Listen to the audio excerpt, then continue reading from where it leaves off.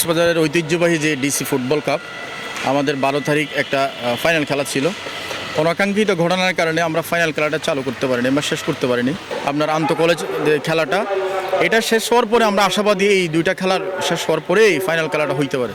তবে এবারের একটা বড় শিক্ষা হচ্ছে অতীতে যেটা শিক্ষা আমরা আইন শৃঙ্খলা বাহিনী থেকে শুরু করে সর্বক্ষেত্রে আমাদের একটা বলয় থাকবে যারা এটা এনশিওর করবে, গেটগুলো নিশ্চিত করবে এবং আমাদের যারা ভলান্টিয়ার এবং অন্যান্য যে বিষয়গুলো আমরা গতবারে একটা গ্যাপ ছিল এগুলো আমরা বৃদ্ধি করবো এবং এটা এনশিওর করবো। আমাদের স্টেডিয়ামের ধারণ ক্ষমতা হচ্ছে 5 থেকে সর্বোচ্চ 10,000।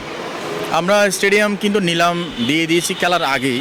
তো যাদেরকে আমরা নিলাম দিয়েছি তাদের বিরুদ্ধে অভিযোগ আসছে, তারা অতিরিক্ত টিকিট ছাপিয়েছে বা অনেকে কালোবাজারি করছে। এই কারণে তাদের একটা ব্যবস্থাপনার মধ্যে গলত ছিল।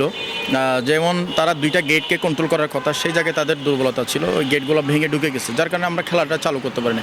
এইবার আমরা যেটা প্ল্যানিং করছি, যদি আমাদের এই খেলাটা হয় সেক্ষেত্রে আমরা আগেভাগেই আমরা অনলি 5,000 মতো টিকিট আমাদের অফিসিয়ালি ছাপানো হবে, যে এগুলো আমরা সরাসরি ওই দিনেই দুপুরের পরে হয়তো বিক্রি করবে, এরকম একটা সবাই আলোচনা করতেছে।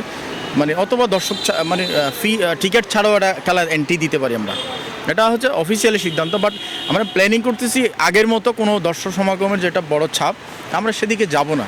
যা জেনারেলি আমরা খেলাধুলা আয়োজন করব। এই খেলাধুলা হচ্ছে সর্বোচ্চ 5,000 ধারণ ক্ষমতা, ওইরকম আমরা একটা প্রিপারেশন নিয়ে আগাবো। কক্সবাজারের ঐতিহ্যবাহী যে ডিসি ফুটবল কাপ আমাদের 12 তারিখ একটা ফাইনাল খেলা ছিল। অনাকাঙ্ক্ষিত ঘটনার কারণে আমরা ফাইনাল খেলাটা চালু করতে পারিনি বা শেষ করতে পারিনি। কিন্তু যেটা একটা ভালো দিক, খেলাধুলার জন্য কিন্তু মানুষ অনেক সময় কিন্তু মাইকিং করে ডাকডুল পিটিয়ে নিয়ে আসতে হয়। আমাদের এই ডিসি ফুটবল কাপে কিন্তু এত লোক আসছে, এটা একটা ভালো সাইন, আমি তো এটা খারাপ বলবো না। বাট এত লোক সমাগমে হয়তো আমাদের কোনো না কোনো জায়গায় ল্যাকিং ছিল। বাট আমরা আশা করছি এই জটলাটা কাটিয়ে খুব দ্রুত এই ফাইনাল খেলাটা আমরা খুব শীঘ্রই শেষ করব।